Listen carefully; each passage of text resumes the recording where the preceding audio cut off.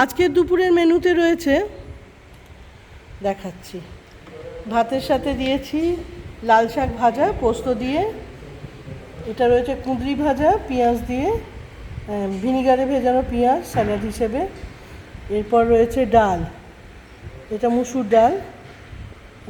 এটা রয়েছে ঝিঙে পোস্ত, আর ঝিঙে পোস্তটা হলুদ ছাড়াই বেশিরভাগ করি, আজকে একটু হলুদটা দিলাম।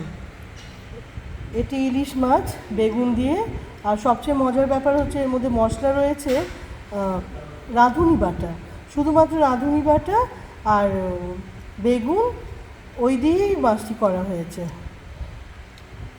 কাতলা মাছ সর্ষে বাটা দিয়ে ঝাল, আর রান্না করেছি চিকেন একটু কষা কষা করেই করেছি, আর আমরা টক, এটা আমার কালকের করা ছিল। তো সব মিলিয়ে এই আমাদের আজকে দুপুরে খাওয়া।